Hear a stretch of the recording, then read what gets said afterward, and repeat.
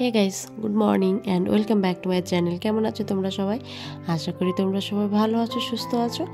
আর হ্যাঁ, ভালো আমরাও আছি, কিন্তু আমার শরীরটা একটু খারাপ।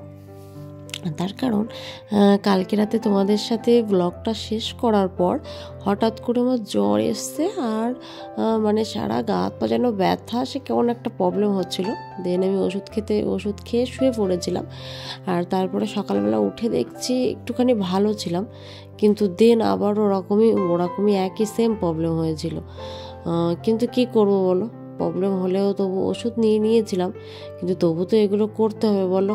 কারণ ঘরটা যদি ঝাড়ু না লাগাই আর সেখানে থাকাটাও, বিছানা চাটা যদি না তুলি, তাহলে কিন্তু থাকাটাও প্রবলেম হয়ে যায়, আর মনটাও একটুও ভালো লাগে না। যে ভাবলাম তাহলে আগে কাজগুলো করে নিই, দিন সময় হলে একটু রেস্ট নেব। আর এদিকে সকালে দেখো আমার ঝাড়ু ঠাড়ু সব কিছু লাগানো হয়ে গেছে, আর চলে এসেছি জল ভরতে। আর এই জলগুলো, সকালের কাজগুলো যদি একটুখানি গুছিয়ে রাখা যায়, তাহলে সারাদিন না অতটা কাজ থাকে না। আর সকালবেলা উঠেই যদি শুয়ে থাকি, শরীরটা খারাপ লাগে বলে, তাহলে কিন্তু আর মানে সারাদিন কাজটা এভাবে পড়েই থাকে। একে তো শরীরটা খারাপ থাকে, তাতে মনটাও খারাপ হয়ে যায়। যে এই জন্য ভাবলাম তাহলে একটুখানি করে নিই যেটুকু পারি। আর আজ হলো শনিবার, এখন বাজে সকাল 7:30। আর এই 7:30 থেকে আমার ভিডিওটা কিন্তু আমি স্টার্ট করে দিয়েছি। তো তোমরা স্কিপ না করে দেখতে থাকো ফুল ভিডিওটা, আশা করছি ভালো লাগবে। আর এদিকে টেবিলের অবস্থাটা দেখো। আর কালকে তো দেখেছিলে বিস্কুটগুলো সব ঢেলেছিলাম, 1 প্যাকেট ছিল, সেগুলো আর ঢালা হয়নি। তো আজকে ভাবলাম তাহলে এগুলো ঢেলে ফেলি। আর আমরা যারা গৃহবধূ, তারা কিন্তু সবসময়ের জন্য শরীরটা খারাপ থাকলেও কিন্তু আমরা বসে থাকতে পারি না পরিস্থিতির চাপে। তার কারণ করতে তো হবেই, তো সেটা করে নেওয়াটাই ভালো। আর এদিকে দেখো মায়ের কিন্তু রান্নাও কমপ্লিট হয়ে গেছে। তোমাদের সাথে কথা বলতে বলতে মারও রান্না হয়ে গেছে, আর রান্না করেছে মাংস। কারণ তোমাদেরকে কালকে বলেছিলাম না যে রাতে ও বাড়ি থেকে পাঠিয়েছিল বলে সেই রুটি বানিয়েছিলাম, আর যে মাংস পাঠিয়েছিল তাই দিয়ে খাওয়া হয়ে গেছিলো। আর আমাদেরও বাজার থেকে মাংস নিয়ে এসেছিলো, কিন্তু সেই মাংসটা তো আর রান্না করা হয়নি, ফ্রিজে ছিল। যে ওই জন্য মা আজকে সকালবেলা এই মাংসটা রান্না করেছে। আর মাছও ছিল, সেটাও বেগুন দিয়ে রান্না করেছে। আর এদিকে গুছিয়ে টেবিলটাও একটু মুছে নিলে তবেই আমার কমপ্লিট হয়ে যাবে। আর তারপরে কিন্তু আমি চলে যাব গ্যাসের সামনে। যে পেপারটা দেওয়া ছিল না আগে, ওই পেপারটা না ভীষণ নোংরা হয়ে গেছিলো, ওই জন্য দেখো একটা নতুন পেপার লাগিয়ে দিয়েছি।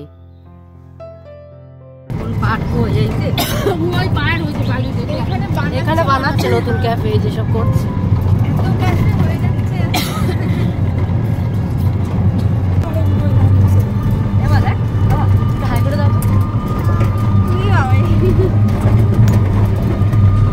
আর আজ কিন্তু নেক্সট ডে সানডে, আর এখন বাজে ওই 12:30 মতো। তো কি ভাবছো সকাল সকাল কোথায় এত গুছিয়ে বেরিয়ে পড়েছি? জানতে হলে ভিডিওটা স্কিপ না করে দেখতে থাকো, তাহলেই বুঝতে পারবে। আর হ্যাঁ, একটা কথা বলি, কালকে কিন্তু আমি এই ভিডিওটা স্টার্ট করতে পারিনি, বিকজ এত পরে তোমাদের আগেই বলছিলাম শরীরটা খারাপ ছিল। কিন্তু তারপরে আর শরীরটা এত পরিমাণে খারাপ হয়ে গেছিলো যে আমি আর উঠতেই পারছিলাম না। মানে এত পরিমাণে গা হাত পা ব্যথা করছে, আর যেন শরীরটা কাঁপছিল, আবার জ্বর এসেছিল ভীষণ পরিমাণে। আমি হাঁটতেও পারছিলাম না, চোখ মুখ যেন সব অন্ধকার হয়ে যাচ্ছিলো বলে আমি ঘুমিয়ে গেছিলাম। এই জন্য আর ভিডিওটাও আমি কন্টিনিউ করতে পারিনি। আর আজকে এদিকে কোনো প্ল্যান ছিল না, প্ল্যান ছাড়াই কিন্তু ঘুরতে বেরিয়ে পড়লাম। মানে আর প্ল্যান ছাড়া ঘুরতে যাওয়াটাই কিন্তু হয় অ্যাকচুয়ালি। আর প্ল্যান করে রাখলে অনেক দিন থেকে, তাহলে কিন্তু সেটা সাকসেস হয় না। আর আমি ভাবেও নি যাবো, কিন্তু হঠাৎ করেই দেখো সেখানে চলে যাচ্ছি। তো কোথায় যাচ্ছি তোমরা দেখতে থাকো, দেখলেই বুঝতে পেরে যাবে। আর আমরা যাচ্ছি কিন্তু গোপালনগর। আর অলরেডি দেখো গোপালনগর বাজারে পৌঁছে গেছি। আর এত পরিমাণে ঠান্ডা লাগছে যে আমি প্রথমে অতটা ঠান্ডা লাগছিল না, ওই জন্য আর কিছু নিইনি। তারপরে ঠান্ডা লাগছিল বলে আবার চাদরটাও একটু মাথায় দিয়ে নিয়েছি, এত পরিমাণে হাওয়া লাগছিল। আর এই যে গোপালনগরের স্টেশন, গেট পড়েছে এখানে। আর এদিকে যাচ্ছি কিন্তু আমাদের বাড়ির ফ্যামিলি সবাই, মানে আমি যাচ্ছি, মা, 2 দিদি ভাই মানে আমার ননদেরা, আর তারপরে হচ্ছে ভাই যাচ্ছে, তারপরে বাবাই আছে, তারপরে ছোটদির ছেলে রয়েছে, মানে আমাদের পুরো ফ্যামিলি মিলে আমরা সবাই যাচ্ছি।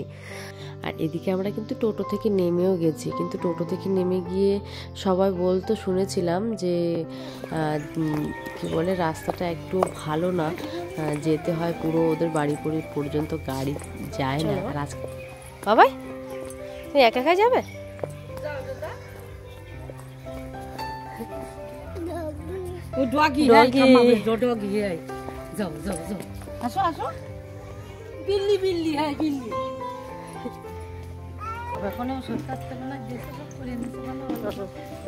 তো হ্যাঁ guys, welcome back to my channel. কেমন আছো তোমরা সবাই? আশা করি তোমরা সবাই ভালো আছো, সুস্থ আছো।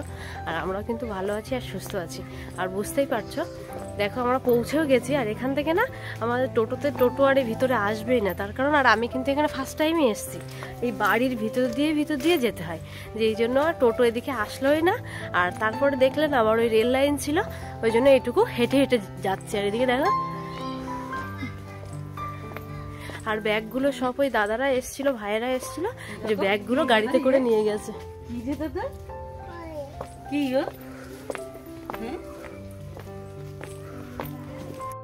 যাচ্ছে সেটা তোমাদেরকে বলে দিই, যাচ্ছে হচ্ছে আমার পিসি শাশুড়ির ছেলের বিয়ে আছে, প্রকাশ, যে আজকে প্রকাশের বিয়ে, আর সেই বিয়েতেই যাচ্ছে ওখানে। আর বাকিটা সবটা তোমাদেরকে দেখাবো আর পরে বলবো সবকিছু। দিদি সব আগে হেঁটে হেঁটে যাচ্ছে, না হাঁটলে যা হয়, ধীরে ধীরে যাচ্ছে, আমি হাঁটতে হাঁটতে। আর এখানটা দেখো একদম, আমি তো কখনো আসিনি, ফার্স্ট টাইম এসছি। এই ওই দেখো, ও আবার নামবে, আর করে থাকবে না, হেঁটে হেঁটে হেঁটে হেঁটে আসবে। ধীরে ধীরে ধীরে ধীরে আসো বাবা, ধীরে ধীরে চলো। ওদিকে না, ওদিকে কিন্তু পড়ে যাবে। এখন দেখছি হালকা হালকা একটু রোদ উঠেছে। বাগান দিয়ে যাচ্ছে কেন? বাগান বাগান বাগান দিয়ে যাচ্ছে, এত বড় দুষ্টু না। চলো চলো চলো চলো চলো, তাড়াতাড়ি চলো, চলে গেল তোরা, চলো চলো তাড়াতাড়ি চলো। দেখো টলে এখন তো হাঁটতেই পারে না, দৌড়চ্ছে আবার। তো এখন আমাদের রাস্তা শেষ হয়নি, দেখো আমরা হাঁটতে আছি, তো হাঁটতেই আছি। আমি ভাবছি এই হয়তো চলে এসছে, বাট এখনো আসেনি।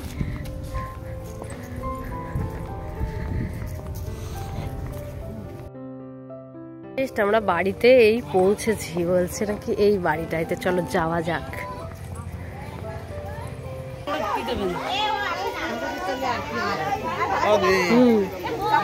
হ্যাঁ ভালো আছে।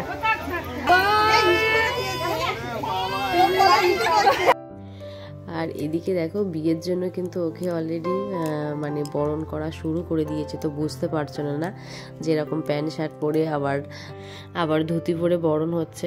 তো তোমাদেরকে বলে দিই যে বিয়ে হচ্ছে বাংলাদেশের মেয়ের সাথে, মানে বাংলাদেশের যে মেয়েটা উনি কিন্তু আসবে, মানে এইখানে, হ্যাঁ মানে এই ইন্ডিয়াতে আসবে, বাট এখনও আসেনি, এখনও সবাই নিয়ে আসতে গেছে। ও বর্ডারে নেমেছে, বর্ডার থেকে এখান থেকে ছেলের বাড়ির থেকে সবাই গেছে মেয়েটাকে আনতে। এনে কি হবে, একেবারে ডাইরেক্ট ওদের ওখানে একটা মন্দির আছে, মন্দির থেকে বিয়ে করে দেন বাড়িতে আসবে, এসে রিসেপশনটা হবে। যে এই জন্য মানে বিয়েটা এইভাবেই হচ্ছে অ্যাকচুয়ালি, বলতে পারো যে এখন তাড়াতাড়ি মেয়েটা চলেও এসছে, এবার এসছে অনেকক্ষণ, বেরিয়েছে বাড়ি থেকে, বাংলাদেশ থেকে এখানে এসছে, যে একটু টাইম লেগেছে, যে ওই জন্য তাড়াতাড়ি ওরাও চলে এসছে বলে এই ধুতিটা কোনো মতে একটুখানি জড়িয়ে নিয়ে বরণটা করে দেন আমরা ওখানে চলে যাব। আর এই যে পায়েস দিচ্ছে এটা কিন্তু মেজদি ভাই, আর প্রথমে যেটা দিল ওটা হচ্ছে বড়দি ভাই, আর তারপরে একটু আমি দিয়ে দিলাম, কারণ এই দাদারা কিন্তু 4 ভাই। এটা হচ্ছে সেজো ভাই, আর দুটো দিদি ভাইকে তো তোমাদেরকে দেখিয়ে দিলাম। আর ছোট ভাইটার এখনো বিয়ে হয়নি। আর দেখো এদিকে কিন্তু জল সইতে যাচ্ছে 2 দিদি ভাই, সেম কাপড় পরে চলে গেছে ওদের পাশেরই একটা পুকুরে। আর আমিও কিন্তু চলে গেলাম দিদিভাইদের সাথে। আর আমিও কিন্তু আমার ড্রেসটা চেঞ্জ করে নিয়েছি, আবার একটা নতুন শাড়ি পরে নিয়েছি। আর হাতে সেভাবে আর টাইম নেই, ওই জন্য ফটাফট জলদি গুছিয়ে নিয়েছি। তার কারণ মেয়েটা অলরেডি চলে এসছে, মন্দিরে দাঁড়িয়ে আছে, অপেক্ষা করছে আমাদের জন্য, আমরা কখন যাব, যেই জন্য চলে গেলাম। আর এদিকে দেখো এই দিদিভাই তোমার মানে পান সুপারি পয়সা দিয়ে নিমন্ত্রণ করছে, করে আমিও এগুলো দেখছিলাম। সেভাবে তো দেখা হয় না, কারণ আমি তো সেভাবে যাইনি কোথাও এই এইভাবে। আর বিয়ের পরে তো বলতে গেলে হয়, বিয়ের পরে হয়তো এটা আমি ফার্স্ট বিয়ে বাড়িতে অ্যাটেন্ড করলাম। আর তবু সেটা আমার একা, মনটা ভীষণ খারাপ লাগছে। ভেবেছিলাম যে আমি আর রাজেশ দুজনে মিলে আসবো, কিন্তু রাজেশ তো আর বাড়িতে আসতে পারলো না, কারণ ও গেছে বেশি দিন হয়নি, এই জন্য আমাকে একাই যেতে হলো।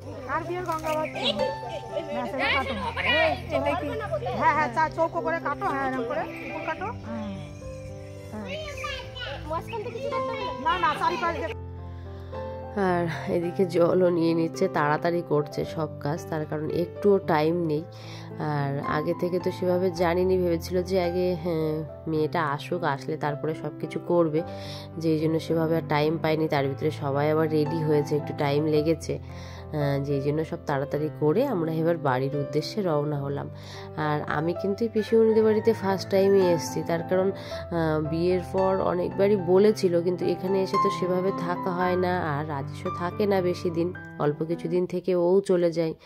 আর ওই জন্য আমিও একা একা আসবো বলে আর আসাটাও পসিবল হয়নি, আসিনি। আর এদিকে আমরা কলসিটা বাড়িতে রেখে কিন্তু মন্দিরে যাওয়ার উদ্দেশ্যে বেরিয়ে পড়েছি বিয়েতে। আর বললাম না আগেই, অনেকটা হাঁটতে হয় বাড়িতে, ছোট গাড়ি বলো বড় গাড়ি তো নাই, কোনো গাড়ি ঢোকার কোনো রকম পজিশন নেই, তার কারণ বাড়ির ভিতর দিয়ে যেতে হয়, তোমরা দেখেছো রাস্তাটা। আর এদিকে আমরাও মন্দিরে পৌঁছে গেছি, কারণ ওই হেঁটে হেঁটে এসে মেন রাস্তায় আসার পর টোটোতে উঠেছিলাম, তারপরে বাবাইকে নিয়ে হেঁটে আসাটা পসিবল হচ্ছিল না, কারণ ও তো কোলেও থাকে না, আর রাস্তায় গাড়িও চলছিল। টোটোতে করে ওই 2 মিনিট মতো লেগেছে মন্দিরে পৌঁছাতে।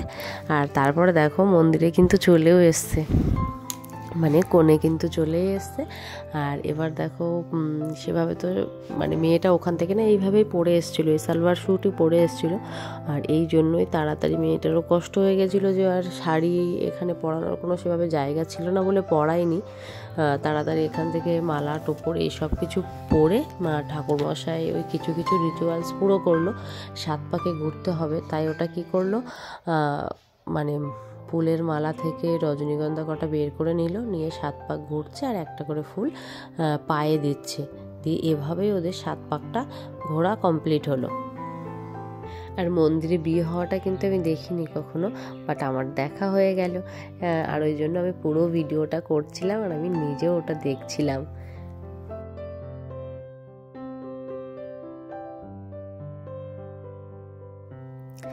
আর দেন এভাবে মালা বদলটাও হয়ে গেল, সমস্ত রিচুয়ালসই হয়েছে, কিন্তু সেই একরকমভাবে হয়েছে, কিন্তু সবগুলো হয়েছে যেগুলো আমাদের নর্মাল বিয়ে করলে যে রিচুয়ালসগুলো আমরা মানি, সেগুলো সব কিছু মেনেই করা হয়েছে, মালা বদল, শুভ দৃষ্টি সব কিছুই হয়েছে। আর এদিকে মালা বদল করার পর ঠাকুরমশাই বলছে যে এবার শুভ দৃষ্টি করো, দুজনকে একটু ভালো করে দেখে নাও। তো ওরা লজ্জা পেয়ে গেছে সবাই আছে বলে। আর তারপরে ওখানে রিচুয়ালসগুলো কমপ্লিট করে চলে এসছে, মায়ের সামনে বসে গেছে যে এবার সিঁদুরটা পরানো হবে, ওই জন্য দেখো হাতটা বেঁধে দিয়েছে। আর আমাদের বরযাত্রী কিন্তু অনেকে এসছে, যে দেখে না বরযাত্রীগুলো পুরো রাস্তা দিয়ে মন্দিরের সামনে দিয়ে, এগুলো কিন্তু সব আমাদের বরযাত্রীর লোকজন সব এসে দাঁড়িয়ে আছে। আর বাবাই ওদিকে আছে, ওদিকে ওর কাকার কোলে রয়েছে। আর এবার দেখো কনের মুখটা কেমন লাগছে বলো তো, সিঁদুর পরানোটা অলরেডি কমপ্লিট হয়ে গেছে, আর সিঁদুরটা পরিয়েই কিন্তু মুখটা একদম চেঞ্জ হয়ে গেছে, এটা সবারই হয় বলো, সিঁদুর পরানোর পরেই পুরো ফেসটাই চেঞ্জ হয়ে যায় আর কি। আর সিঁদুর পরানো কমপ্লিট হয়ে গেছে, দেন এখানে আবার চলে এসছে আরও কিছু রিচুয়ালস আছে, ঠাকুরকে প্রণাম করতে হবে, যে ওরা দুজনে মিলে এখানে প্রণাম করে নিয়েই তারপরে আমরা কিছুটা ফটোশ্যুট করলাম, কারণ ফটোশ্যুট তো করতেই হবে বলো, এই জন্য কিছুটা ফটোশ্যুট করে তারপরে আমরা বাড়ির দিকে যাওয়ার জন্য রওনা দেবো।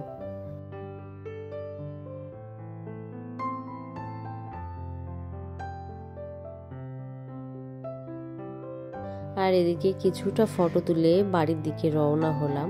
আর অলরেডি আমরা কিন্তু আগে চলে এসেছিলাম, বাবাও গেছিলো ঘুমিয়ে, এই জন্য আমি তাড়াতাড়ি চলে এসেছিলাম প্রথমেই। আর তারপরে প্রকাশটা এসছে একটু লেটে এসছে, আর লেটে এসে বাড়ি সেভাবে আলো ছিল না, এখানটায় অন্ধকার ছিল, কারেন্ট চলে গেছিলো, যে ওই জন্য দেখো এখানে বরণ টরণ করে আবার কি একটা নিয়ম, এই নিয়মটা আমি দেখিনি কখনো, আবার ওই বরণের ডালা হাতে নিয়ে বর বউকে পিছনে নিয়ে আবার নাকি এটা 2.5 পাক ঘুরতে হবে, মানে যেখানটা প্রণাম করেছে ওখানে 2.5 পাক ঘুরে দেন যেতে হবে ঘরে। তো ঘরে যাওয়ার জন্য এদিকে গেট আটকানো হয়েছে, যে টাকা না দিলে গেট খোলা হবে না, আগে টাকা দিতে হবে তারপরে গেট খোলা হবে। হ্যাঁ, যে প্রকাশ দেবো না করছিল, এই 1 টাকা 2 টাকা এরকম করতে করতে টাকা দিয়েছে, আর টাকা দিয়ে তারপরে ওরা ঘরের ভিতরে গেল।